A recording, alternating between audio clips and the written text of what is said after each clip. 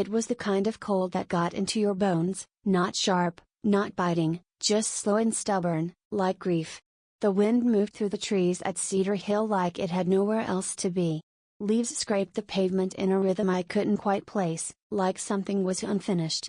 I stood just outside the cemetery gate, late, not because I overslept, but because no one told me what time it started. That wasn't an accident. Rows of folding chairs sat half empty. The ones that were filled had backs turned or eyes lowered when I finally stepped onto the path. No one looked up. Not Mom. Not Dad. Not even Mark or Heather. It was like I'd wandered into someone else's funeral. My sister's name was on the stone, but somehow, I didn't belong here. The service was nearly over. A few heads nodded when the pastor said her name. Emily was light, he said. Bright. Funny, how none of them had seen the nights she cried on my shoulder or the times I stayed up to talk her down when she was ready to give up. But sure, let's call her light and pretend we all carried the weight of her pain. After the last handful of dirt hit the casket, everyone filed out like clockwork. A few hugs exchanged, but not for me. No one said my name. No one even met my eyes. I followed them anyway. Back to the old house, the one with the porch swing that used to be ours before it rotted and no one bothered to fix it. Inside, the walls held the same stale smell of wood polish and old arguments. The family gathered like it was a regular Sunday, only quieter. Mom poured coffee like it was nothing. Dad read the newspaper. The silence wasn't just quiet, it was loaded. Like everyone was waiting for someone else to speak first, but we all knew who the target was. "You gonna just stand there, Linda?" Heather finally said, not looking up from her phone. "Or are you planning to be useful for once?" There it was. Dad folded his paper slowly, like he'd rehearsed it. "You showed up late to your sister's funeral. You always were the selfish one." I didn't reply. That was the rule. Don't talk back. Don't cause a scene. Don't give them more reason to pretend you don't matter. "She was sick for years," Mom said suddenly, still not facing me. "You never came." "Not once." "I didn't know," I whispered. "No one told me." "Exactly," Dad snapped. "Because you wouldn't have done anything anyway." The room went still. Mom stood up, walked to the hall closet, and came back holding something. A small, wooden box. I recognized it right away. It was Emily's. She kept it under her bed when we were kids. She never let me see what was inside. "She wanted you to have this," Mom said flatly, handing it over. But the moment I reached for it, Dad yanked it from her hands. "No, she didn't. Don't lie for her," he said, glaring at Mom. Then he turned to me. "This is junk. Just like what you gave her all your life. Junk." He walked past me, out the back door. I followed, wordless. My legs moved on their own, down the porch steps, toward the edge of the river behind the house, the same one we used to skip stones across in the summer. Without another word, he hurled the box into the water. It hit with a sound that felt louder than it should have. A splash that echoed longer than it had any right to. I stared at the ripples as they faded. No one said anything. No one apologized. I didn't cry. I didn't even blink. I just stood there, with an ache in my chest I couldn't name yet. Later, when everyone went back inside, I stayed behind. The sky was turning the color of rust, the sun sliding down behind the trees. I sat on the old tree stump near the river bank, the one Emily and I used to share when we were kids and needed a secret place. I remembered her laugh. I remembered the way she used to braid my hair while telling stories she made up. No one else ever saw that side of her. They only remembered the sick years, the hospital visits, the pills, the silence. I should have left this family a long time ago. I stayed, hoping they'd change, or maybe that I'd change. But standing there, with the cold seeping into my skin and my sister's box at the bottom of a muddy river, I knew I was never going to be enough for them. And maybe that was never the point. I turned to go, pulled my coat tighter. My phone buzzed. Unknown number. "Hello?" A man's voice, calm, professional. "Is this Linda Harper?" "Yes." "I'm calling on behalf of First Reserve Trust. We need to confirm your identity as the sole beneficiary of the estate of Emily Harper." "What?" "It's urgent.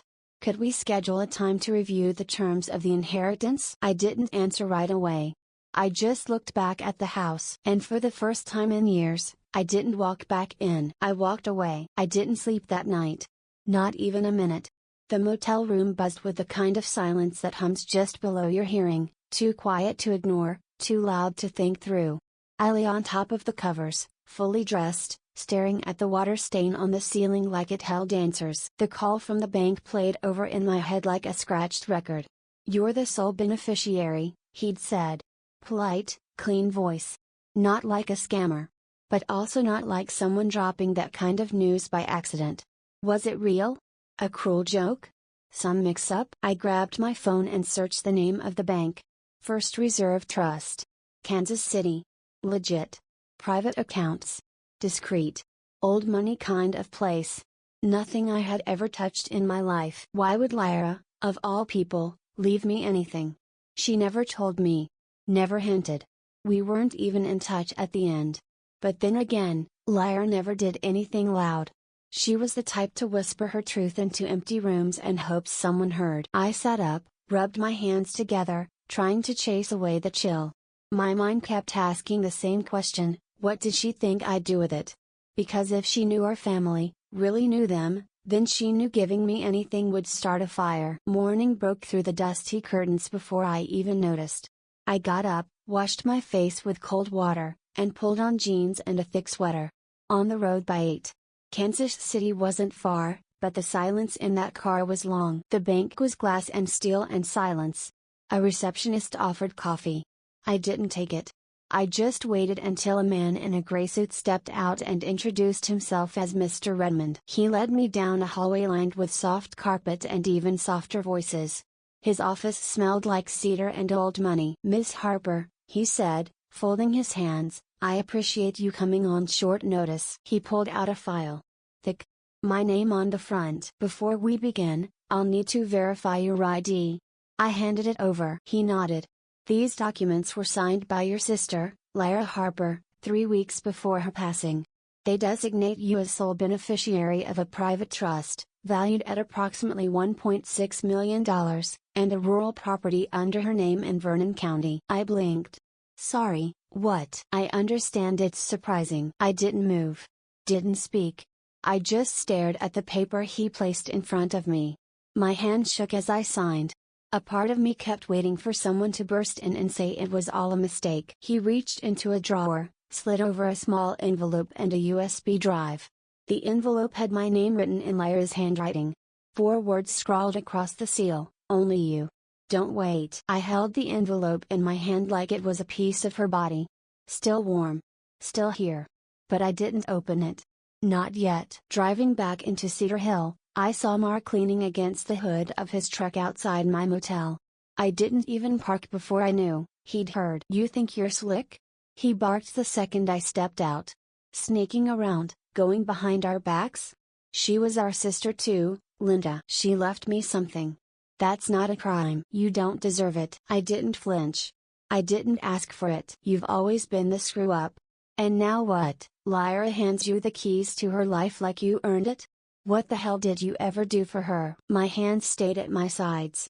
I kept my voice steady.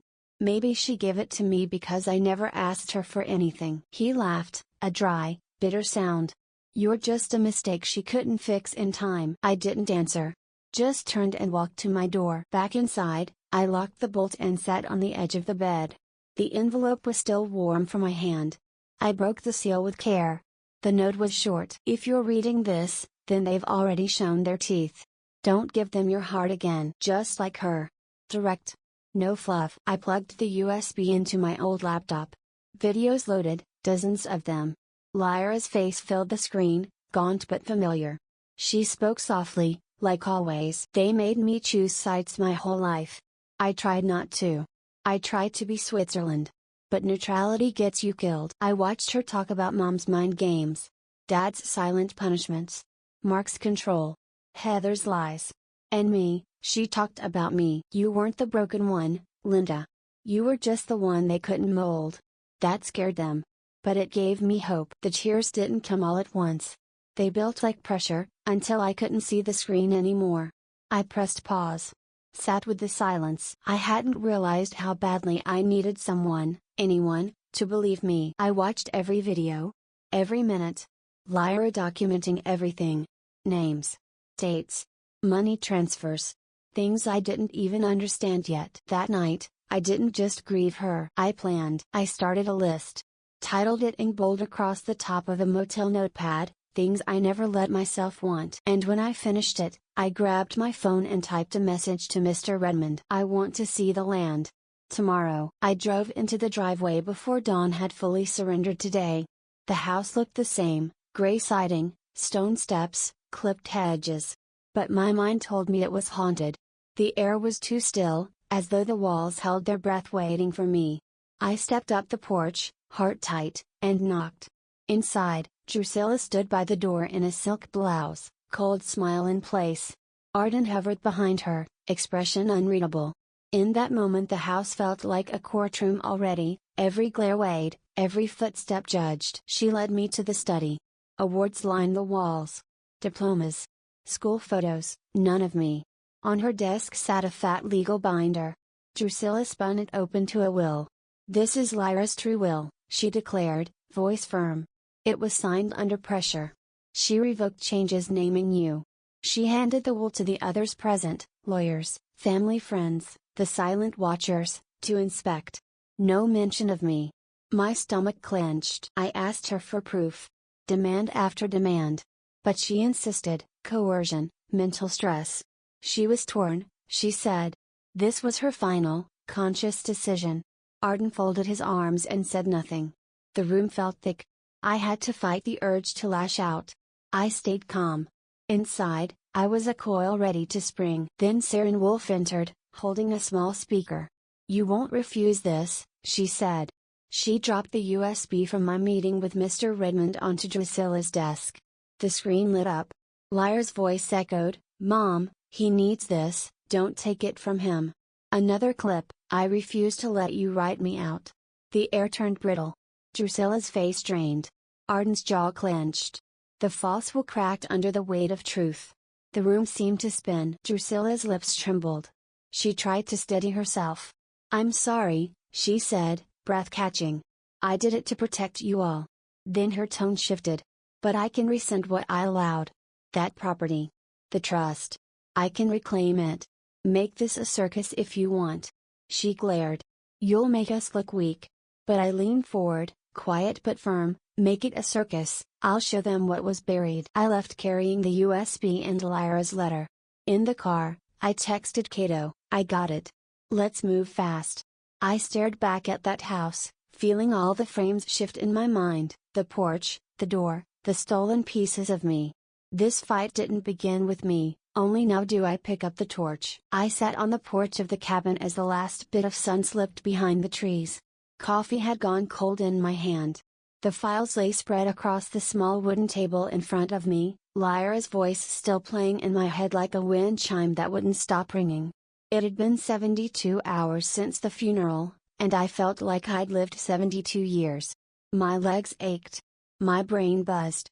But my anger had settled into something far more dangerous, clarity. The pages of my journal were smeared and uneven. I'd written, then scratched out, then written again. How many times do I warn someone before they finally hear me? No answers came, just the whisper of trees outside, and that faint hum of electricity in the air. I had reviewed everything, her letters, the USB, the files from the bank. Not because I didn't believe them. But because I needed to remember this wasn't about proving myself anymore. It was about something harder, freeing myself. An hour later, the phone rang. I nearly let it go to voicemail. The name on the screen was unfamiliar, Marlene Novak. She introduced herself quickly, local reporter with the Cedar Hill Post. She'd received an anonymous tip about the inheritance. About recordings, property disputes, and a sister no one wants to talk about. I knew that voice. Cato. He was drawing the lines in the sand before I'd even asked him to. At first, I told her no. But something about her tone, not pity, not curiosity, just human. So I said yes, on one condition, off the record. No names. No sensationalism. Just the truth. She agreed. I told her about erasure. About manipulation that looked like love. About what it meant when people tried to make you doubt your own memory. Then she hit me with something I didn't expect. Someone else tipped us off, she said. They said a wooden box was dumped in the river right after Lyra's funeral. I closed my eyes. I was there, I said. Symbolic? No, I replied. It was evidence. They hoped it would stay at the bottom. After she hung up, I sat there, phone still in my lap. I could feel the war shifting. They knew I had the files. The USB. The letter. But they didn't know how far I'd go to protect it. It was around 9 when the knock came. A man in a courier's jacket handed me a thick envelope, sealed in red wax. Legal notice. The letterhead I recognized instantly, my family's lawyer. I opened it on the porch. Read it slow. It accused me of being mentally unfit. Cited erratic behavior, demanded reversal of the trust, return of property, a gag order. I laughed out loud. For a moment. Then I stopped. Their aim wasn't just the land. I flipped to the last page. One line in small print, petition to remove Linda Keys from all official family records. I whispered it aloud. They're trying to erase me. I didn't cry.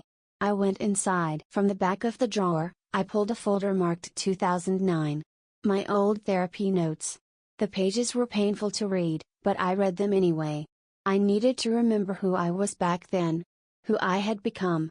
And why I would never go back. That night, I wrote the letter to those who never listened until now. I didn't yell in it. I didn't even name names. But I named what they did. I talked about generational silence. About gaslighting that started before I could spell the word. About sisters who grew up quiet because they were too afraid to speak. I quoted Lyra, "Sanctuary is earned. Don't lose it like they did." I sent the letter to Marlene, scheduled for release at 6 a.m. sharp. I copied in a councilwoman who once ignored my mother's social calls. The Women's Network in Kansas City. My lawyer. Then I turned off my phone. By midnight, the house was still. I was printing copies of everything. Lining up backup drives. Setting up cameras in each corner of the cabin. My voicemail dinged. It was Arden. "You've gone too far," he said. "I'm coming tomorrow." Alone. I didn't shake. I didn't run. I clicked the last camera into place. Looked at the screen. Whispered to myself, no more warnings. If they cross this line, they'll see what I've been saving. Then I saw it, just beyond the edge of the window. A shadow moved. Someone was already here. I woke before dawn, a tension in my chest that coffee couldn't settle. In the dim light of the cabin, I spread everything on the table, the USB, Lyra's letter, the legal papers I found at the farmhouse. My fingers trembled slightly, but my mind was sharp. I dialed Cato. "We need to file a motion to admit the recording," I said, voice low but firm. "And secure a temporary injunction to stop any property transfers until the hearing." He warned me, quiet but real, they might counter with a mental health claim. Or a hidden petition you've never seen. I swallowed that tension and loaded backup drives onto a thumb drive. I set my phone to record everything. I watched the sun rise through the curtains, thinking how easy it would be to freeze, to give up. But I didn't. By mid-morning, we were at the Cedar Hill courthouse. The building loomed with fluted columns and accusing eyes. Cato and I walked the halls, files tucked under my arm. In the clerk's office, he filed our motion. Then, in the same breath, the family's attorney filed a counterclaim, mental unfitness. That they would use this. That they would drag me through humiliation. My heart seemed to skip. The clerk handed me a summons. Cameras clicked from the corridor. Reporters murmured over shoulders. Whispers trailed me.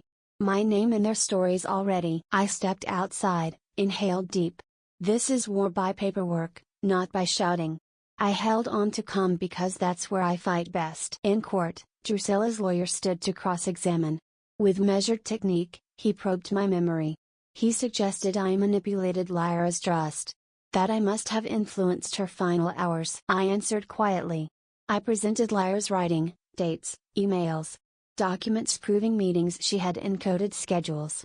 It took everything not to let rage spill. But I kept steady. Cato rose to make a motion of his own, subpoenaed Drusilla's diaries, her bank records, any private correspondence. I shifted across the bench. The judge nodded, allowed limited admission of the USB evidence, and ordered Drusilla to produce records under oath. I felt a shift inside, fear laced with defiance. I was no longer reacting. I was playing. Later, in the dark hush of the cabin, I sat with the letter again. I read Lyra's quiet warning, "Don't let them erase you." My throat dried. I found the wooden box in my trunk, its wood chipped, stained, but intact. I touched it and vowed, "They threw it away once. I will resurrect what was denied." Then at midnight, I awoke to the unmistakable sound of glass breaking. Long seconds later, I was upright, heart pounding. Someone was inside. I walked into the courthouse hallway early, just as the sun began to bleed gold through the tall windows. The air felt tight, every step echoed, every whisper stretched. Reporters clustered by the doors. Townspeople filled the seats beyond the courtroom glass. I saw Drusilla sitting front row, composed, her eyes steady on me. I swallowed hard. Cato slipped his hand into mine, and whispered, "Stay calm." My heart thundered. I nodded. "I'm ready," I told him. When the judge called us in, Cato stood first.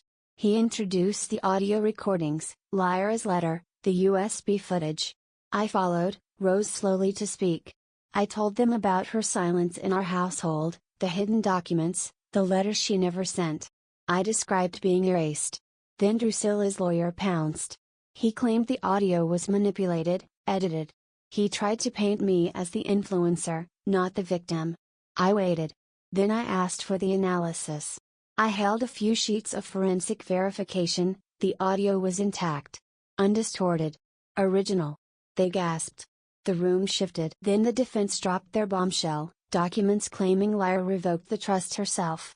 That she changed her own mind at the last moment. My stomach went cold. That was new. That was dangerous. I asked for the originals. Cato noted inconsistencies, backdating, missing signatures. Drusilla's expression flickered. The judge allowed limited discovery. My chest tightened. She was losing ground. Drusilla was called to the stand. The air trembled. I looked her in the eye. "You taught me silence was a virtue. But silence kills," I said quietly. "You said it protected us. But do you know what it protected? Power. Reputation. Lies." She tried, voice faltering. "I was acting to protect the family name, our place in this town." I countered, "I was never just your legacy. I was always your daughter." The room held its breath. The case had become more than law, this was truth laid bare. At noon, the judge adjourned. No verdict yet. Reporters flooded the hall. Drusilla exhaled, her hands trembling behind her composed mask. Cato turned to me, "You held your ground." I stepped down from the stand, legs heavy. As I walked out past the rows, someone leaned over and whispered, "You have more than just Lyra's voice now." The weight of that settled in my chest. When I walked back into the courthouse that afternoon, it felt like the whole town was already waiting. The gallery was overflowing, reporters, neighbors, strangers who wanted to watch a family tear itself apart in real time. Flashbulbs popped as I stepped through the door. I could hear my name ripple through the room like a wave. Cato leaned in as we took our seats. "Stay steady," he whispered. "This is where everything breaks open." The judge entered, gavel tapping once, and Cato immediately rose. His tone was calm, but every word landed like a hammer. "Your Honor, we request a full subpoena of Drusilla Keys's financial and medical records, personal diaries, wire transfers, any documentation linked to the property trust." The room stirred, cameras clicking, whispers building. I saw Drusilla's composure falter for the first time. Her fingers tightened around her pearls. The judge read the motion in silence before giving a single nod. Granted. It felt like oxygen flooded the room again. For years she'd hidden everything behind poise and reputation. Now it was all fair game, her secrets laid bare in public record. This wasn't about money anymore. It was identity versus truth. Cato moved next to the forged documents the defense had submitted, the ones claiming Lyra revoked her will. He set them side by side with our own evidence, the original deeds, notarized, witnessed, dated. I rose and stepped to the front. "These were signed weeks before Lyra's death," I said, my voice steady. "She left them with her attorney, not my mother." A hush spread through the room. Drusilla's lawyer blinked, flipping through papers like a drowning man searching for a life vest. People in the gallery whispered, heads turning toward Drusilla. The shift was visible, authority crumbling, truth reclaiming its place. Then Saren Wolf walked in. Calm, deliberate, carrying a small USB. She took the stand and faced the judge. "Your Honor," she said, "this recording was given to me by Lyra Keyes. It was her wish that it be played if this day ever came." The judge nodded. She pressed play. Lyra's voice filled the courtroom, clear, fragile, but unbroken. "Mother told me to rewrite my will," she said softly. "She said Linda didn't deserve it. But I know the truth, she's the only one who never asked me for anything. The only one who saw me as more than what this family demanded." The sound of her voice got through every wall that family had ever built. Drusilla sat frozen, lips trembling. Arden shifted, eyes darting toward me, like he was seeing me for the first time. Someone in the back gasped. Another whispered, "She recorded it herself." For years, I had imagined what justice might sound like. It wasn't loud. It was quiet, honest, impossible to twist. Drusilla tried to speak, but her voice cracked. "I did this for all of us," she said, tears streaking down her face. "To protect the family. To keep our name clean." I looked straight at her. "You built that name on lies and silence. You hurt your own children to look perfect to strangers. I won't be part of it anymore." Her face broke, anger, shame, then fear.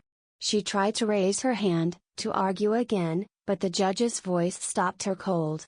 "Mrs. Keyes, enough. The court will review this evidence in full. Your position, as of now, is under serious question." The tension shattered. Reporters bolted from the room, phones up, voices echoing down the hallway. Drusilla sank into her chair, her attorney whispering frantic counsel she didn't seem to hear. The judge announced, "This court will recess until tomorrow. The evidence will remain under seal pending review. No further comments will be made." It was over, at least for today. As I walked past the crowd, I could feel their eyes on me, half pity, half awe. At the doors, I paused. Behind me, I heard her voice, small, sharp, almost broken. "You'll regret this, Linda." I didn't turn around. "I already regret what you made me forget," I said quietly, and stepped into the flashing light of the cameras. For the first time in my life, I wasn't walking away from her, I was walking toward myself. The final session was quieter than the ones before. No outbursts. No gasps. Just that low, constant buzz of waiting. The kind that settles into the corners of the room and never really leaves. I sat in the same seat I had all week, hands folded, back straight, eyes forward. The judge walked in, shuffled a few papers, and without dramatic flair, read the verdict. "I find in favor of Linda Keyes. The properties in question are to be transferred solely to her name." No reaction from Drusilla. No collapse, no wails. Just a tilt of her chin and a blink too long. The judge continued, stating her actions had crossed into fraud and manipulation, legal sanctions applied. But because of her health and age, no jail time. Just disgrace. Her standing in the community, gone. Her name, once protected like gold, now scratched into tarnish. A reporter shouted, "Ms. Keyes, anything to say?" I stood up slowly. Justice doesn't undo pain. But it gives peace. And that was it. No victory dance. No tears. The war was over. And all that remained were the ashes. Weeks passed. The morning I walked back to the riverbank, it was quiet. Not the kind of quiet you notice, it was the kind that fills you before you even realize it. I knelt near the spot where they had thrown that box all those years ago. The ground had changed. But not everything disappeared. I found part of a hinge. A little piece of rotted wood. It wasn't much, but it was enough. I held it, sat down, and let the memories wash over me. "Lyra," I said out loud, not caring if anyone heard, "you kept your promise better than any of them did." Her voice echoed in my mind, the recording, the truth she'd buried in silence but made sure I'd find. I took a handful of wildflower petals and scattered them into the water. They floated gently, like she might still be watching. I whispered, "Thank you. For not letting me forget who I am." After that, I didn't go back to my old apartment. I moved into the estate. Not because I needed the space, but because I needed to reclaim something. I started by clearing out the rooms Drusilla had filled with portraits of herself, fake heirlooms, letters she'd written to herself pretending they were from admirers. I replaced them with photos of Lyra, real ones. And family recipes. The smell of gingerbread. Things that mattered. I wrote a letter to Arden. Didn't send it. It said goodbye. Not to the boy I used to play tag with, but to the man who stood silent while I was erased. I forgave him. But I couldn't carry him with me. The neighbors started visiting. Some brought pie. Some didn't know what to say. Others still stared from across the road. Wasn't she the black sheep? I smiled once and said, that makes me the freest one of all. Kata dropped by one morning with Saren. They brought coffee and sat at the kitchen table like we'd done this for years. We laughed. About old stories, family drama, how grief distorts memory until it feels like gospel. Saren said, you should write a book. Not about your mother. About how women like you survive women like her. I didn't say no. I started small, mentoring girls at the local center. Some of them didn't even know what a will was. Some had mothers who made Drusilla look soft. We didn't talk about revenge. We talked about freedom. Later, I launched a podcast. Financial Independence After Family Trauma. It was healing. Not just for them. For me too. One afternoon, the phone rang. Her voice was thinner now. Aged as that. I always wondered, she said, did you hate me? I sat with the question longer than she probably expected. Then I answered. I did. But I outgrew it. There was a pause. Then she hung up. That was the last time I heard from her. That night, I sat by the window. The sun was setting over the fields. Not dramatic. Just enough. Enough to start again. It took them burying my sister to finally see me, I said softly. But I'm more than what they never wanted. I turned on my laptop. The screen blinked. Chapter 1.